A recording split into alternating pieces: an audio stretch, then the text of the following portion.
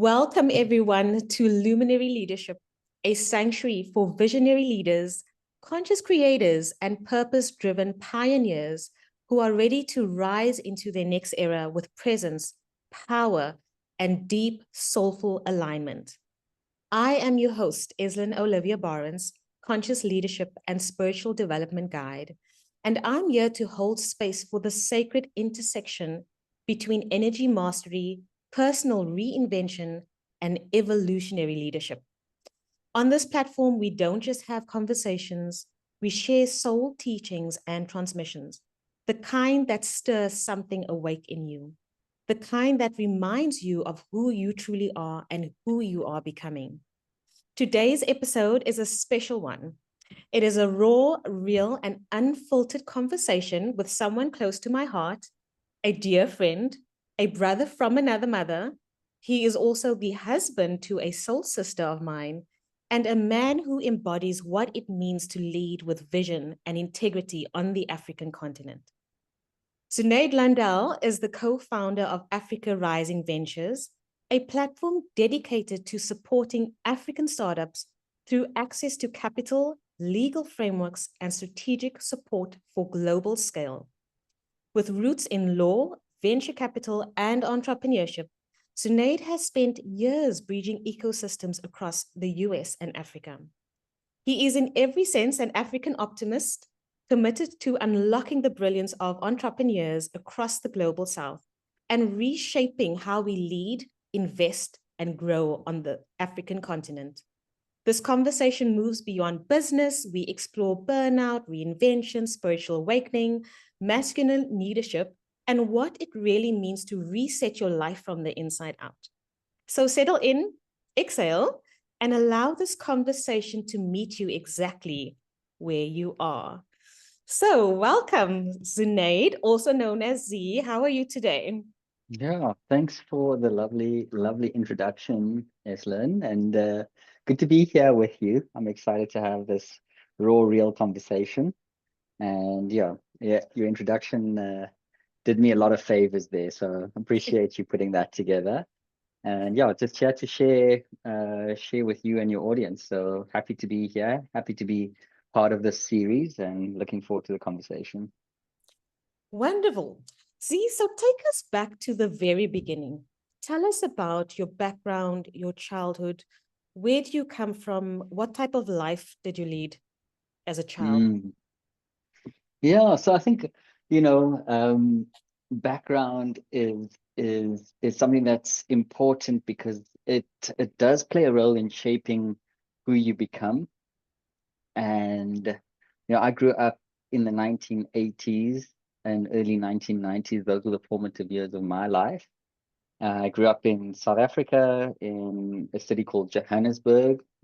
At the time when we grew up, or when I grew up, my family and I, we were still sort of living under a regime called apartheid here in South Africa. So life was very different for us to what it is now in a democratic, a constitutional democracy, democratic dispensation.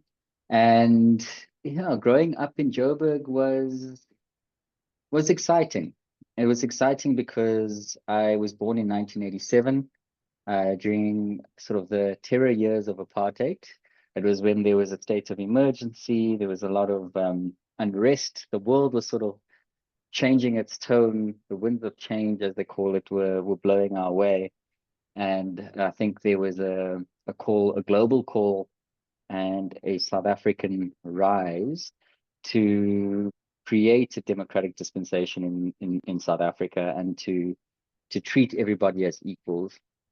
And I think my parents, being activists, shaped a lot of my views on egalitarianism, treating people as human beings, looking to each other as brothers and sisters, not as other people or other beings, but we're all connected. And I think that played a fundamental role in my life. I also grew up with a Catholic Christian father and a Muslim mother. So I got exposure to two fundamental religions, and my sort of heritage and mix I always see myself as a human being first, but then obviously my culture was shaped by my father being half Swedish and half Zulu.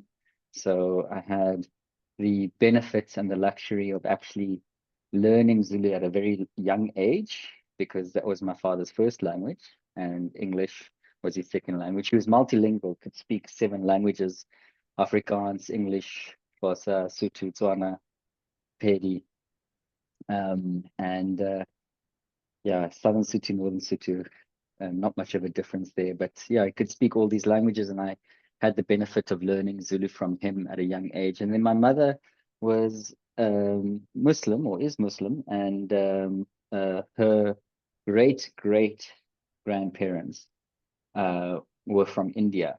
And I think India became India in the well, Pakistan and India, there was sort of a divide, and I think that happened in the 1940s, 1950s. There was a separation between India and what we now call Pakistan.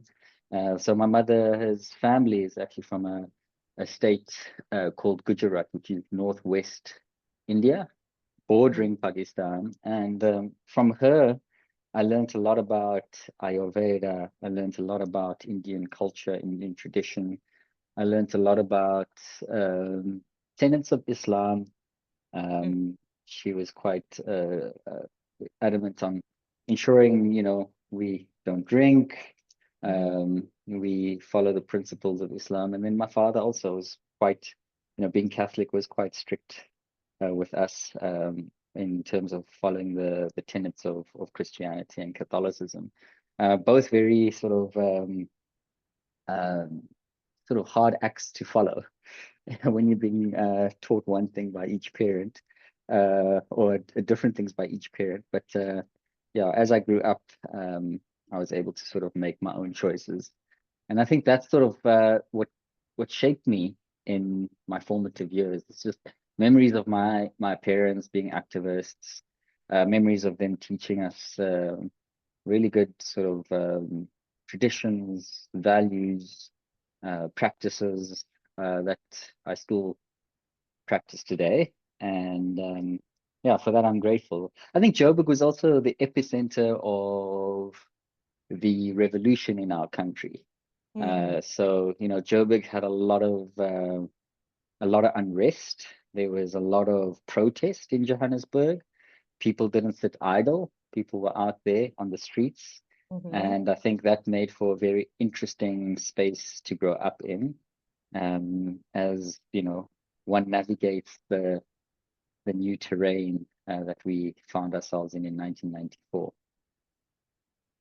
Yeah, wow, what a colorful background, Z. As you were talking, I was actually thinking what a blessing it is to have so many diverse influences in your life. And I can totally understand why you have such a wide worldview in general, because of your parents' different background, of everything that was happening in South Africa. And I also say we were born in a very interesting country at a very interesting time as well. The bridge from the old world into the new world, and really being part of like that rainbow nation, the youth that were coming up in the country to bring about change for the next generation. So it's what a time to be alive. And also knowing Joburg just being the hub of South Africa and even Africa, so much going on. It's a very dynamic city. So, see, what led you to pursue a career in law? Was there a defining moment that sparked your interest in the legal profession? That's a good question. I don't think there was a defining moment, but what my parents would always say to me is, you've got opportunities we never had, and that our forefathers and mothers never had. And you've got to do right with this. You've got to take the opportunities that you have and try to make a difference in this world. And that's what I tried to do with what I decided to do with my life, was to try and make a difference in the world.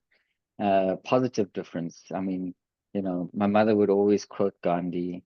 He's a big figure here, as much as he was a big figure in India. He was a massive figure here with the civil disobedience movement in the mid 1900s. the activism that the activist role that he played in South Africa as well. In fact, well, we actually grew up at one stage. We stayed not so far away from Gandhi Square, so I have childhood memories of my mother taking us to Gandhi Square. She didn't drive at the time, so we'd take buses, or she'd hitch rides in the early 90s, because it was still safe to do those things back then, in the city, in Joburg City. But Gandhi, I believe, was a lawyer at some point in his life. Nelson Mandela was a lawyer in his formative years of his life. And I sort of, these were idols that stood out to me. My parents were both practicing lawyers. They're no longer practicing anymore. So I had a lot of lawyers in my life, either through the lived experiences that I saw through my parents, or through the experiences that I would read in books, Nelson Mandela, Gandhi, Mahatma Gandhi, and others. So I think law wasn't an obvious choice, but it's sort of it percolated within me for many years and settled. And once it settled, it was sort of very crystal clear that I wanted to practice law. I wanted to, use law to do good. Obviously had a very idealistic view of the world back then, not a realist view, but a more of a sort of idealistic view. And but I still wanted to study law and pursue a career in law. I thought that what fascinated me was the tapestry that human beings have formed between government, corporations, multinational corporations, companies, trade systems, international trade systems. Globalization was sort of really taking off after the fall of communism in '89. And we then saw this sort of surge of globalization, this need to sort of globalize your markets, build ports, import, export to foreign markets as much as possible to increase your GDP, try to export as much as possible. So that was a very fascinating construct for me that I wanted to understand. And I wanted to understand how world systems were ordered, and how law played such a fundamental role in ordering those world systems. Like how are we not in chaos when we are when the world has become so small? And I think these legal systems, as much as they have been used as tools of oppression, also create a sense of order that we all enjoy, and we shouldn't take that for granted. That order comes from, the fact that we do have legal certainty. There's sort of like this bleeding in of common values, common systems. But then, you also have to question what is common to who. And I think those are things that will come with time. We also sort of exited in the 60s, from the 60s going into the late 90s. We were also sort of in this whole, as much as there was the fall of communism, there's also this decolonialization movement happening across the world. I mean, most of Africa was colonized. I think every single country was colonized in Africa except for Ethiopia. However, I think in World War II, the Italians exacted some sort of control over Ethiopia for a short period of time. So to an extent, they weren't colonized in the sort of classical sense, but they did have some foreign power exact control over them. So I mean, for an entire continent to have been colonized, one has to also look at that and say, okay, well, how do we use law to right the wrongs of the past? Absolutely. Great. And you So there touched. wasn't a defining moment. There Yes. was sort of like, a lot of different elements that would come into me wanting to practice law. I think my parents obviously had a big role to play. As a child, you sort of look up to your parents, and you look up where most South Africans looked up to Nelson Mandela as sort of this father figure of the nation. Mahatma Gandhi is revered across the world. So I mean, these are very fundamental sort of memories that I had, and why I chose to practice law or study law and practice it. Yeah. You touched on something very important around the colonization and decolonization of Africa and us as Africans. And with that, Z, you describe yourself as an African optimist. Why do you believe in supporting African founders and innovators? Why is that so urgent and important right now? And from your lens, I'd also like to know, how do we go about decolonizing ourselves as Africans on this continent? So I know that's two big questions, but yeah, you can just merge them all together. Great. So to your first question, Africa is the fastest growing market in the world from a GDP perspective, and we also not only the fastest growing market in the world, we are the fastest growing population in the world. The median age in Africa today is 19.7, 20 years old, give or take. So we've got a very fast growing population. And I think, what are people doing between the ages of 20 and 45? They're entering the job market, they're studying, they're having children, they are looking for opportunities, they're becoming entrepreneurs, they're creating solutions for the problems we've always had or we've inherited from our jaded past that we share. Many either Africans were sort of colonized by the French, a little bit by Portuguese here and there, or by the British. And then the Italians, I think the exception there is Ethiopia. But the French had a very active role in sort of the colonial era of the Sahel region, North Africa. If you look at what happened in Algeria, it was horrible. Tunisia, the same thing. And then you look at sort of the Anglo colonial project. We were actually first colonized by the Dutch. They came in, and then there were the Anglo-Boer Wars in the late 1800s, which sort of was the British Empire saying, well, we don't want to be under the rule of any sort of other empire, we the British Empire, so we want to exact control. And that's when the Anglo-Boer Wars happened. And I think then you had a united party that came about in the early 1900s with Jan Smuts saying, look, let's just work together with the Dutch or the Afrikaans people and create a unified government. And then the apartheid government was formed in the 1940s, I think. Well, it wasn't formed, but they took control and won the elections in the 1940s, and that's when apartheid actually began. Before that, there was separation, but not to the degree that the degree that we saw from I think it was 1948. So I think, why how do we decolonize ourselves? Why Africa? I think Africa is a very young continent when we think about us as individuals, understanding who we are, what our identity is, and understanding what we can create in the systems that we now exist in. We have ended sort of this extreme version of colonization, but there is still this neo-colonial force that exists today. If you look at South Africa, over 80% of the population is Black, but they hold less than 20% of the wealth of the country. There's issues with that. Yeah, so I think to that point, like if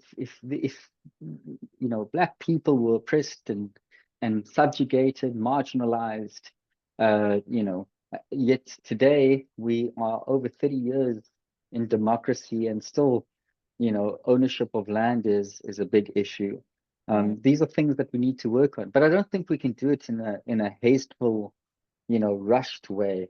We need to be pragmatic about it and say, okay, well, there were these systems that were exacted upon us, and we were expected to sort of live within these new systems, new laws, new customs, new traditions.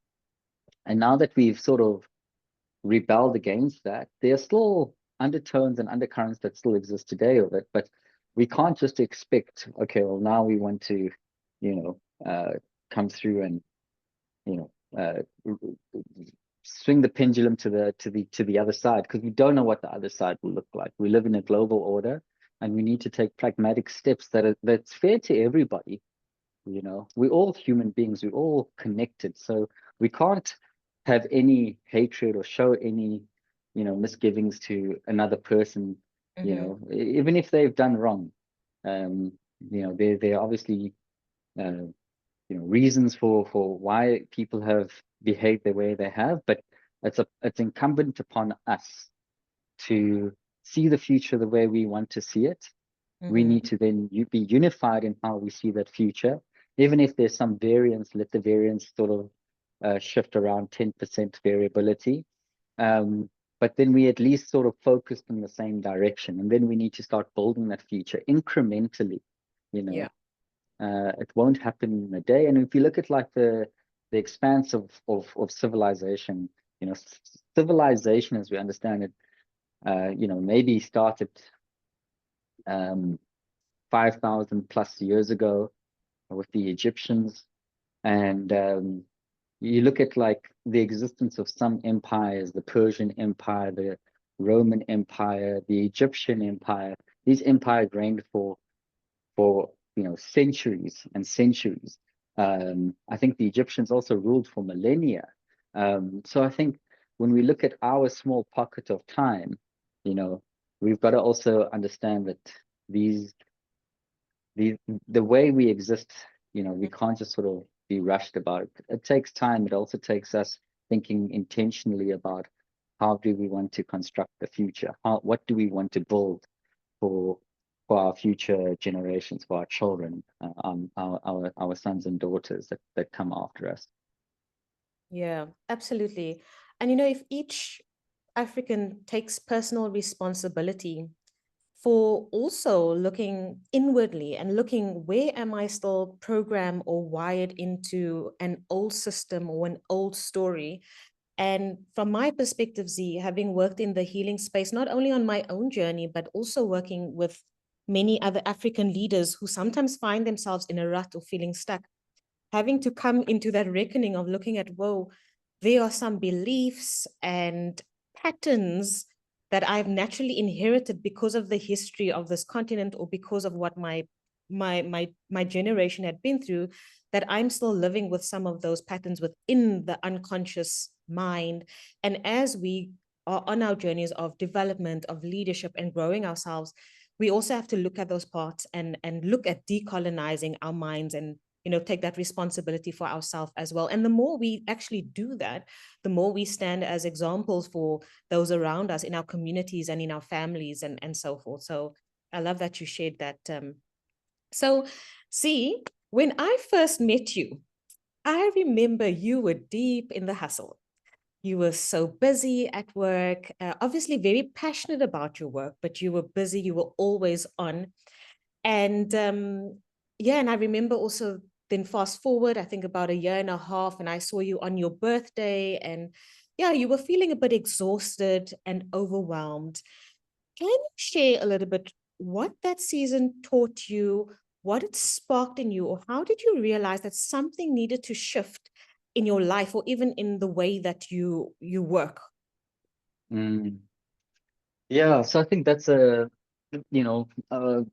sort of zooming into more of my personal trajectory now. And I think interesting, practicing law is not an easy profession. It's tough, it's hard, but it's something that I've always enjoyed. To practice law is fun, especially when you're creating new law with the cases that you're running.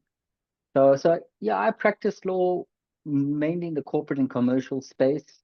When I was working in big corporate law, I was working in one of the big four law firms in the country, and got incredible training from the now late Johan Blatsky. He was a mentor of mine, Clem Daniel, who I'm still very much in touch with, Fiona Lepan. These are the people that I sort of trained under. I always used to question the law. I was always wondering why things existed the way they did, not just following it blindly, which I think some people did appreciate, because it would make me question why contracts were drafted the way they were.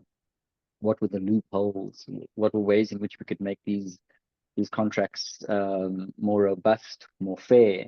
And I think what I really enjoyed was practicing in novel spaces. So, you know, working in capital markets and working in banking and finance, and you know, working on big M&A transactions. Very interesting, because that sort of gives you insight into how capital markets work, how companies list their shares, how they make money, how corporations, multinational corporations operate. So these are always the things I wanted to see. But then you sort of see that, you know, the people that you're working for are essentially these multinational corporations that are artifacts of our colonial past, particularly in South Africa, where most of Africa is highly extractive. The extractive industries dominate agriculture to a degree, but extractive industries. So when we talk about extractive industries, it's industries in the mining sector. And South Africa is known for being rich in natural resources, with, you know, precious metals, coal, and, you know, a lot of mining companies. I mean, we made a lot of money as a country through gold and diamonds. De Beers, which was the largest diamond company the world has seen. I mean, they had massive diamond mines in, I think, Jagersfontein and Rooiport. And then we also had Lonmin, which was London Mining, and they obviously had a vested interest in the platinum mines in Rustenburg, along the platinum belt. And I think one thing that we've got to be aware of, and one thing I was made aware of, was during the Marikana massacre, you know, we represented Lonmin as a law firm. And, you know, don't want to get into all the details there, but it definitely showed me that the people of this country should come first, not multinational corporations whose shareholders have never touched the soil of Africa, and who aren't really interested in the well-being of our people. And I think that's where our interest and that's where our duty lies. And when I realized that, I started practicing plaintiff side work. So I took the other side, where I would then, you know, represent the David against the Goliaths and sue big corporations for millions of rands. And I enjoyed that because it was sort of trying to right the wrongs. But at the same time, it was very taxing. And when you go up against multinationals that have bottomless pits of money, you do sort of feel that weigh on you. And I think in South Africa as well, we don't have a very active plaintiff bar. So when I say plaintiff bar, we don't have a very active plaintiff side of lawyers. And realizing that, and the toll it was taking on me, I then started practicing in helping smaller companies that were genuinely South African. So it was started by South Africans. They're trying to grow, they're trying to maneuver in this oligopolistic market of multinationals that still have a stranglehold over our markets, but trying to support them in coming up and growing their businesses. And I enjoyed that. It was riveting because it's mixed, you know, corporate law, M&A, finance, strategy, all in one. And I was also dealing with the founders, the CEOs, which was really cool, and the management teams of these companies, which is really awesome. So I think, you know, doing all of that, trying to still do plaintiff work and helping companies, started to weigh on me. And I always felt that law was not the final destination for me. I always wanted to do something beyond law, because law constricts you to practicing law, and the way we practice law in South Africa, we're a highly regulated profession.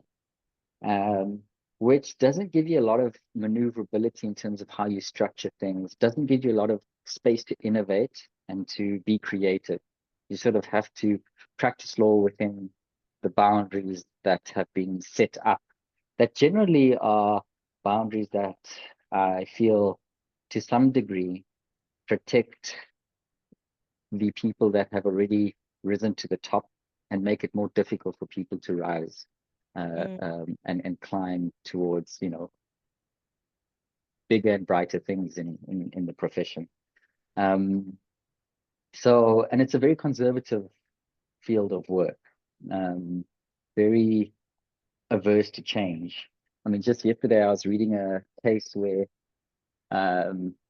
these lawyers used AI to prepare heads of argument in a high court matter, and the AI had some hallucinations about case references, and those case references were included in the heads. The judge picked it up, and you know, they were sort of scolded for that, and you know, rightly so. But then to sort of go so far as referring them to the Legal Practice Council, I don't know. You know, I think that was a bit heavy-handed. And that then goes to show, you know, like, you want to embrace AI as a legal practitioner, but a lot of legal practitioners are against it. And I think that, you know, that's always just been the case with lawyers, that we're very averse to innovation and change. And AI will get to the point where it's as good as a lawyer. It's just a matter of time. But I would encourage lawyers to play with AI and to use it. But obviously, this judge thought otherwise. And sort of all of that weight started to sort of sit with me, and I just knew this wasn't everything. And I held some positions in the entrepreneurial space. I was the CEO of the Brightest Young Minds, which was a entrepreneurship aggregator, bringing together 100 of the brightest young minds across Africa. So I was meeting all these, you know, really dynamic people from across the continent, and thinking, this is the space I want to play in. You know, there's so much potential, there's so much opportunity for us as young Africans. We, you know, are going to comprise, I think, about 40% of the African population will be between the ages of 18 to 35. You know, and that's going to grow. You know, I think it'll be closer to 60% in the next 10 years will be between the ages of 18 to 35 or slightly younger.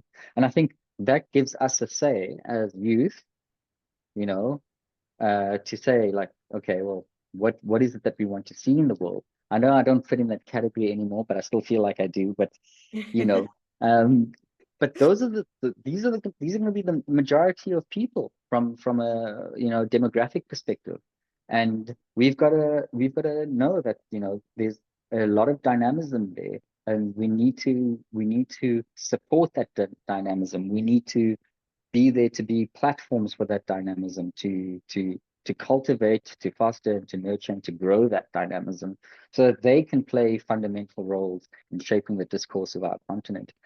But back to the question, why did I feel so weighted down? I think, you know, just the fact that I knew this wasn't my calling. When I know something is not in alignment with me, you know, the universe doesn't work with you anymore. And when the universe doesn't work with you, you know, then you've got to sort of move on. And I think that was, you know, through utilizing different practices, going internal, the gene keys, which you and Alexia practice often, helped a lot. And yeah, that sort of got me to a point of realizing for myself that I want to do more than just law. I want to, you know, look at the global South, look at BRICS, Brazil, Russia, India, China, South Africa. Look at how we can, as a global South, start to work together to create more of an equal playing field. The empire still exists, you know. There's still you know, dominant forces in our world that exact power however they wish. Sort of temper that a little bit. But yeah, so I left law, and I knew it was time for me to leave law.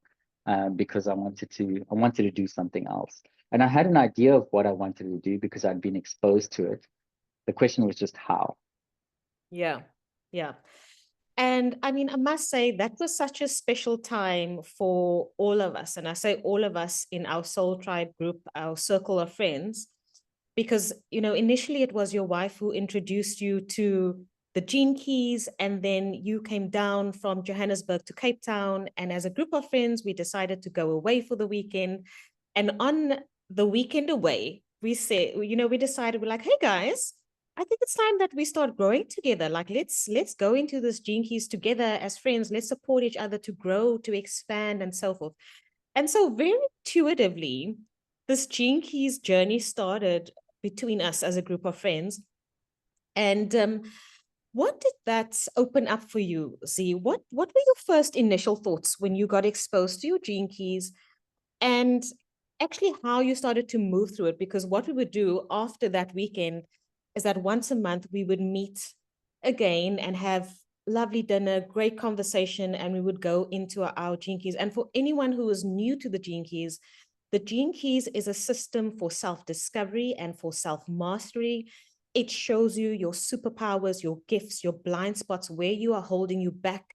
And when you actually study your Gene Keys, you can start crafting a path that aligns with the truth of your soul.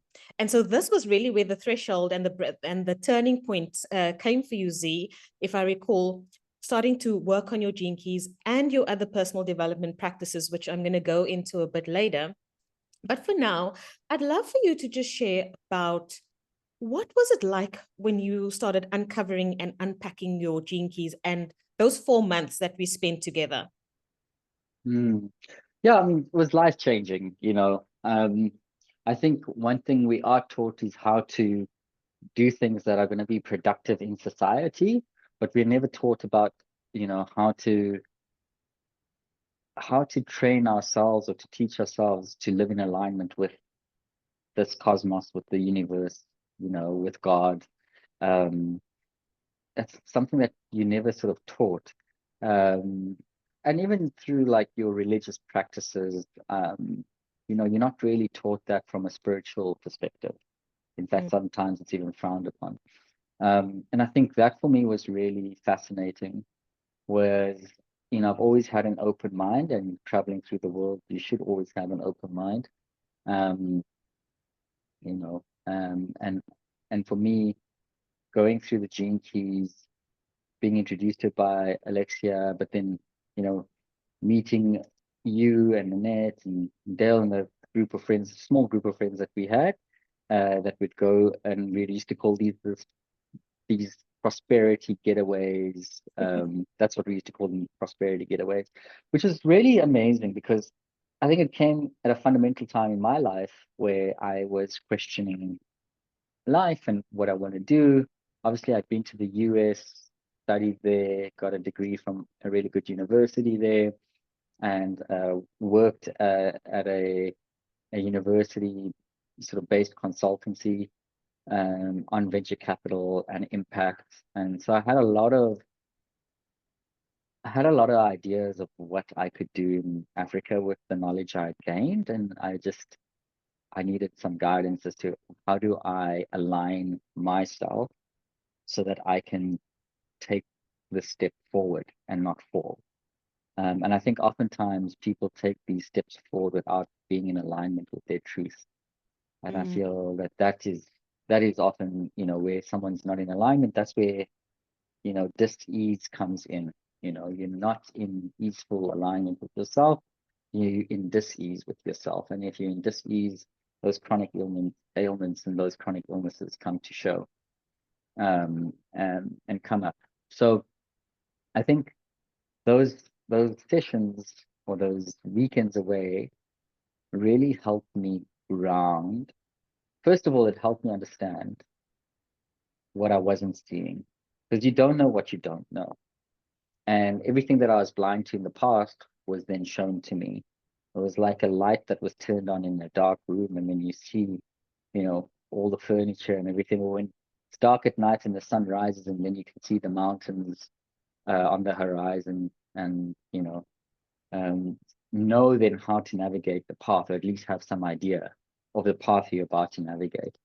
And I think for me, having the light come up and show me the lay of the land, the topography, and what beauty would await if I just take the journey, then that was in and of itself amazing, because I could see that this journey could be traveled.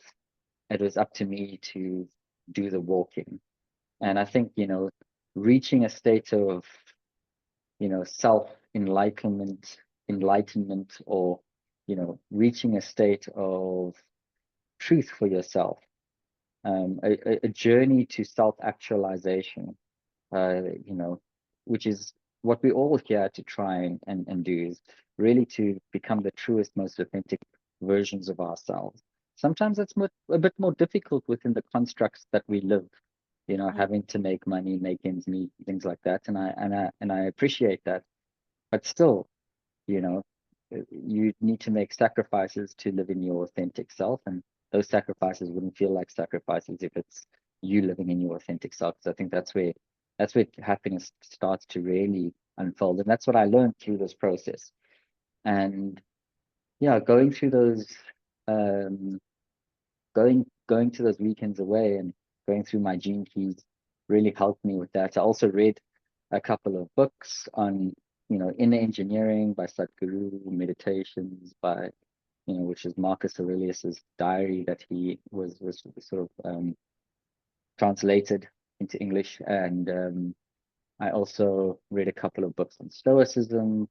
I revisited the Bible, revisited parts of the Quran, and yeah, just really was interested in spiritual awakening. And the Gene Keys obviously was probably the most fundamental of those for me. But all of it was sort of all of them had pieces of a puzzle that needed to be put together. And so I think having that open mind allowed me to put those pieces of the puzzle together. And then when I could see the puzzle for what it was, it wasn't so puzzling anymore. And I was able to say, okay, well, this is what the image of my future looks like. And now I've got to do the walking. I've got to commit and devote myself to it. And that, they say that, the journey to self-actualization is devotion, unequivocal devotion compounded over time. Yeah. And that's what I've set forth to do. And every day, as long as I'm moving forward, I feel blessed and I feel at peace with myself as long as I'm moving forward. Yeah. Yeah. Amazing. Another thing that is very interesting between Z and I is that we actually have the same gene keys in our activation sequence, which is all about our zone of genius, how we show up and thrive in the world, and just in different orders and different placements. And so that was another bonding point between myself and Z. And now that you've actually been exposed to the gene keys, you've made big shifts in your life, you've contemplated on your gene keys as well. Which gene key stands out to you most? Obviously, there's the one 57 of intuition and clarity, the 53rd gene key of expansion and superabundance, the 54th gene key of aspiration, ascension in life, and then the 51st gene key, which is all about initiative and awakening. Which gene key is most present for you right now, Z? I think, the 53rd gene key is always spoken to me. We always used to do sort of these evenings where we'd go through our gene keys. And I think the 53rd gene key is my life's work. And I feel like I was trying to find out, like, what am I here to do with my life? Because, life comes and goes, and you can't be unhappy in this life doing things you don't want to do. I feel like that's a very unfulfilling life. Even if you're making tons of money, the fact that you're not in alignment with life itself, doesn't matter how much money you make, you won't be free. You won't be happy.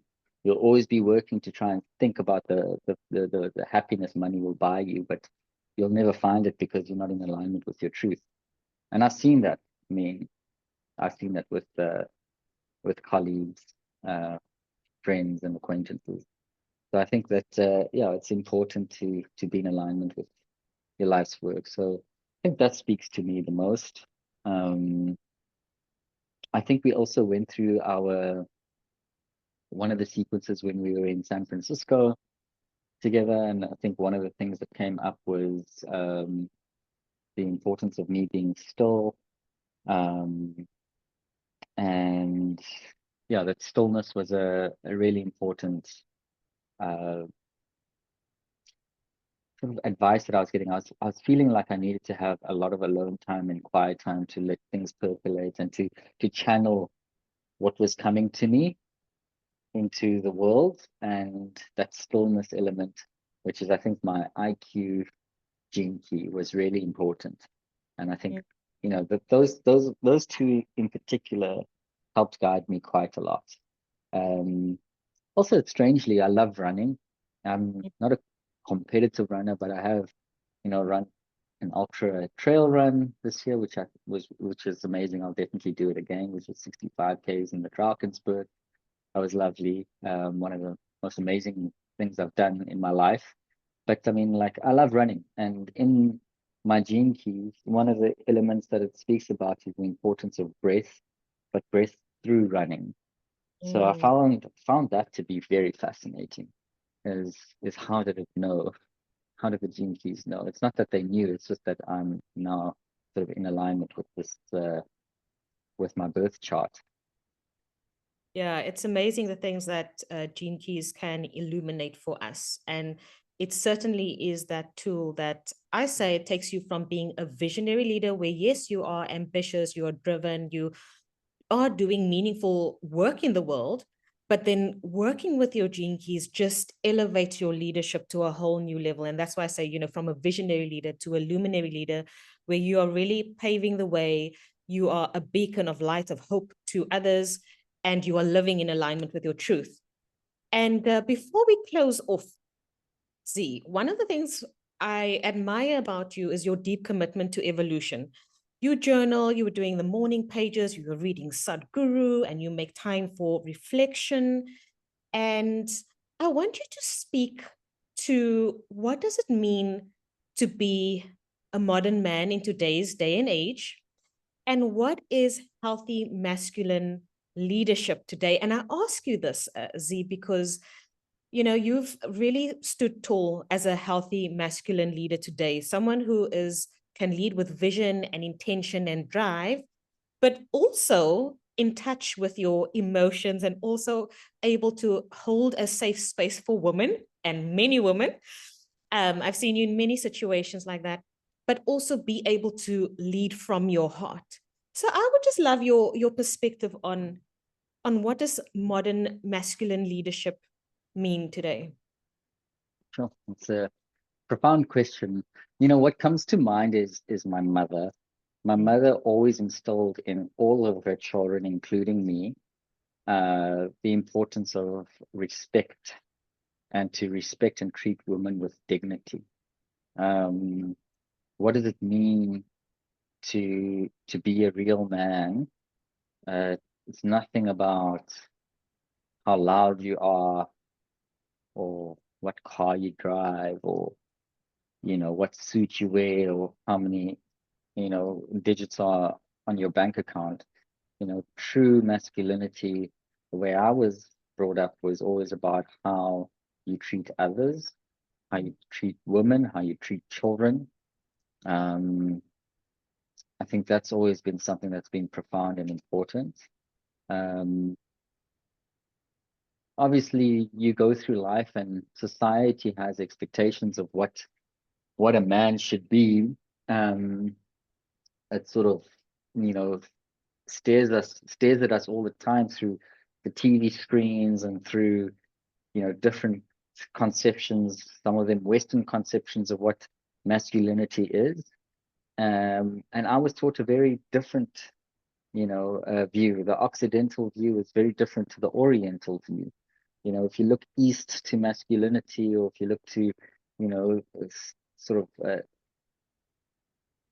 the roomies or the ancient philosophers of our time, or in that part of the world, you read a lot about how masculinity is about caring for people. Masculinity is about compassion. Masculinity is about creating a space where people feel safe, to support women. I've always seen my success directly tied to my wife's success, and that her happiness is intertwined with mine. I cannot be happy if she's not happy. When we married each other, that's sort of what happens. You make a spiritual commitment to the divine that you will live the rest of your life in harmony to the largest extent possible with your wife. And the beauty of that is that your happiness is now intertwined with hers. And as much as you can live your life and be full in and of yourself, if your wife is going through issues, you've got to be there to be a voice, not to enable, but to be a voice, to be that person that, sort of corrects the path, to be a person who reminds her where her true north is. That's the greatest happiness and joy that I get, is being able to be there for her, and hopefully for our children when they do arrive. But then for all women, I did practice in a short period of my time was dedicated to practicing law in the sort of personal injury space, like I said, plaintiff side space, where I'd actually represent women who had been sexually assaulted or sexually harassed, because I wanted to try right the wrongs and bring those perpetrators to book, for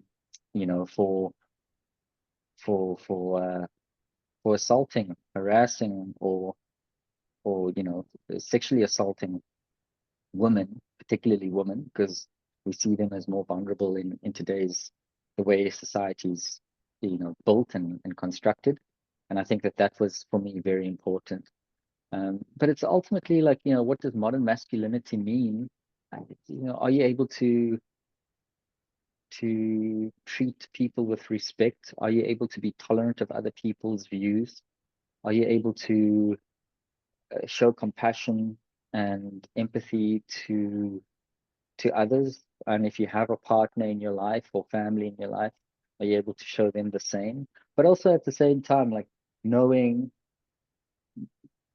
that in relationships as well, setting healthy boundaries is important as well. So like, understanding what is it that I need in any relationship that you have, to have a healthy boundary that is not it's not pernicious in its essence. The boundary is not there to be pernicious. It's there to contain your energy. It's there to serve you, to ensure that you are able to live at your sort of highest frequency. And I think that's really important. And I'm still learning. I don't know what it means to be a real man.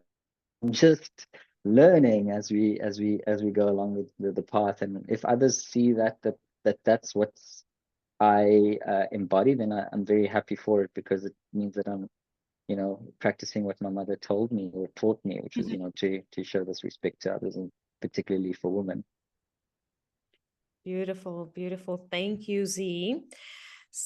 Do you have any closing remarks for visionary leaders who are feeling burnt out or stuck or confused, or maybe they've just forgotten who they are and their place in the world?